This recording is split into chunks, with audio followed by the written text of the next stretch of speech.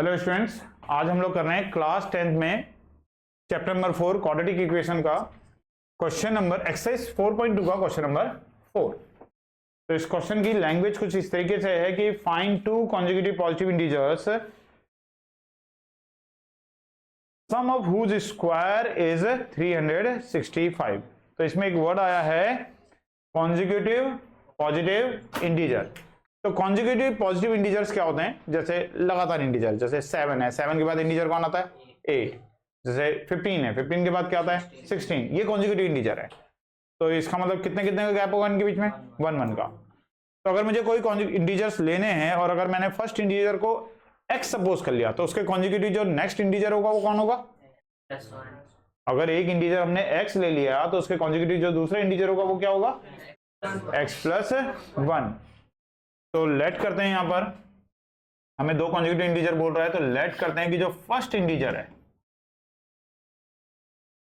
वो है x और जो इसके कॉन्जिक्यूटिव इंटीजर है मतलब इसके जस्ट बाद वाला वो कॉन्जिक्यूटिव इंटीजर कौन होगा? x plus 1। और क्वेश्चन की लैंग्वेज ये थी सम ऑफ स्क्वायर्स, इनके स्क्वायर का जो सम है वो दे रखा है 365, इनके स्क्वायर का सम। तो स्क्वायर का सम का क्या मतलब हुआ कि इनका पहले स्क्वायर करना है और स्क्वायर करने के बाद उनको ऐड कर देना है, प्लस कर देना है। तो अगर हम x का स्क्वायर करेंगे तो, और अगर हम x प्लस 1 का स्क्वायर करेंगे तो, और इसका हमें क्या कर देना है? सम, इन दोनों को प्लस कर देना है। और इसकी जो वैल्यू दे रखी है वो कितनी दे रखी है? 365। तो यहां पे अगर हम a प्लस बी के होल स्क्वायर की आइडेंटिटी हमें खोलनी पड़ेगी, और a प्लस बी के होल स्क्वायर की आइडेंटिटी क्या होती है? a square plus B square plus 2ab। इस आइडेंटिटी से खोलेंगे तो एक्स स्क्वायर प्लस 1 का स्क्वायर 1 ही रहेगा, प्लस 2ab करेंगे तो 2x equal to 365। X square को ऐड करेंगे तो 2x square plus 1 plus 2x, और ये 365 अगर इस तरफ आ जाएगा तो माइनस का 365। तो यहां हो गया हमारे पास 2x square plus 2x minus का 364। अब देखो बेटा, वैसे तो आप इसको ऐसे में भी मिडिल टर्म स्प्लिटिंग कर सकते हो। उसके लिए आपको क्या करना पड़ेगा? 2 को और 364 को मल्टीप्लाई करना पड़ेगा, एक नंबर आएगा, उसका प्राइम फैक्टराइजेशन करना पड़ेगा, उस प्राइम फैक्टराइजेशन का ऐसा पेयर बनाना पड़ेगा कि माइनस करने पे कितना जाए? 2। लेकिन देखो, इस क्वेश्चन को हम थोड़ा सा सिंप्लीफाई कर सकते हैं। कैसे? आपको दिख रहा है इसमें तीनों में 2 कॉमन आ रहा है। कॉमन ले लेना चाहिए हमेशा।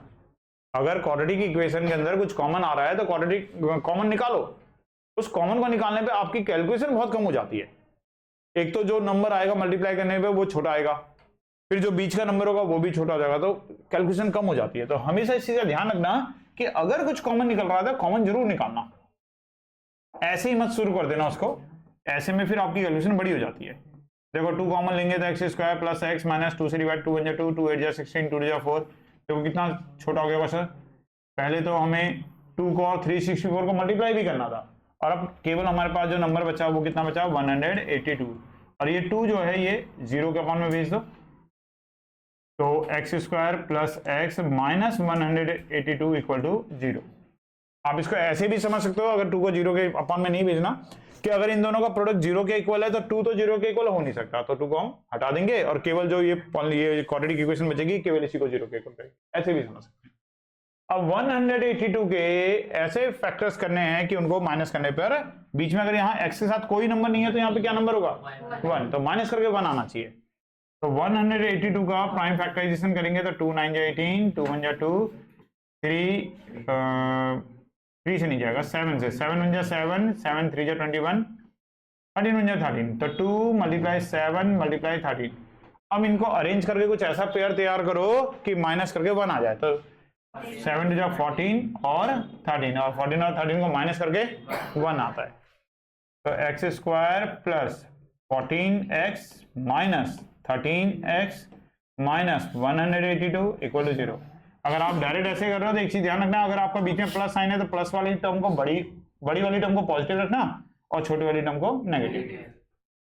अब दो के पेयर बना के कॉमन लेते हैं, तो यहां से क्या कॉमन आएगा, x बचेगा x प्लस 14, और इन दोनों में से क्या कॉमन आएगा, माइनस का 13, क्योंकि यहाँ माइनस साइन है तो इसलिए हम माइनस का कॉमन ले रहे हैं। तो माइनस जब भी हम कॉमन लेते हैं तो अंदर के साइन चेंज हो जाते हैं। ये माइनस का 13x था तो यहाँ प्लस का x बचेगा, और ये माइनस का 182 था, यहाँ प्लस का 14 बचेगा।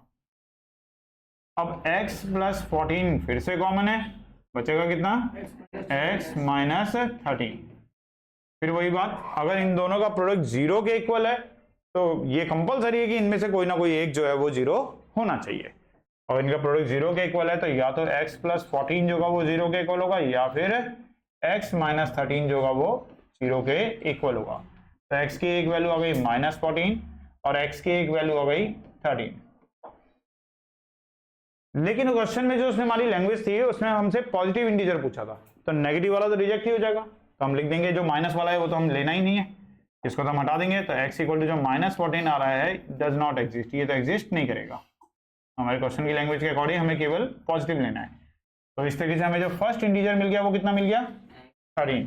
जो हमारा फर्स्ट पॉजिटिव वर्ड्स में ही आंसर देना है, 0.5 मार्क्स होते हैं इसके आंसर लिखने के।